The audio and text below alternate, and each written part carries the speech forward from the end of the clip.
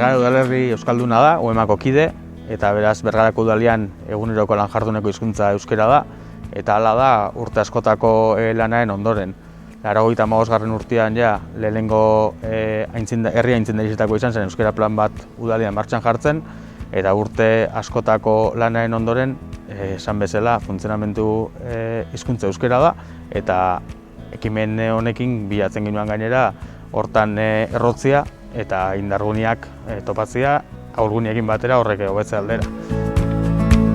Hasiera batetik planteatu ginoan bikain ziurta gisa lortzea esala izan behar helburu bat, baizik eta prozesu bat, eta nolabait kanpo azterketa horrek modu objektibo baten interpretatu ahal izatea gure lan hizkuntza zein zen eta lan funtzionamenduan geunzkan gabezia horrek motoseskola aukera hobetzeko. Eta bikain ziurta gisa lortuaz, uste dugu bide horretan pauso bat gehiago eman duela eta lortu duela markautako helburu horretan pausoak emotea. Badago kolore bat Bergaran propioa duguna eta izena behalaxe daukana eta Bergarako urdina dana. Euskara bezala kolore hori guria propio dugu eta uste dugu euskaran normalkuntzan, normalizazioan emoten den pauso horrekin identifikatu genikela. Geuria propioa dan zeo zer bezala.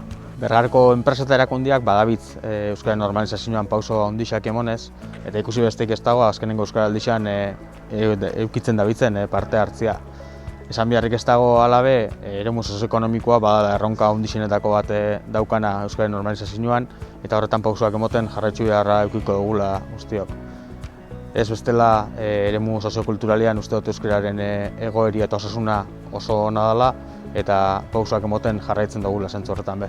Udalian erakunde moduan emondako pauso horrek gizarte mailan emonda ikusi nahiko ginuke euskara eguneroko jarduneko hizkuntza moduan. Lan hizkuntza, bizitza aurreruateko hizkuntza moduan, eta nolabait arnasgune orokor baten barruan.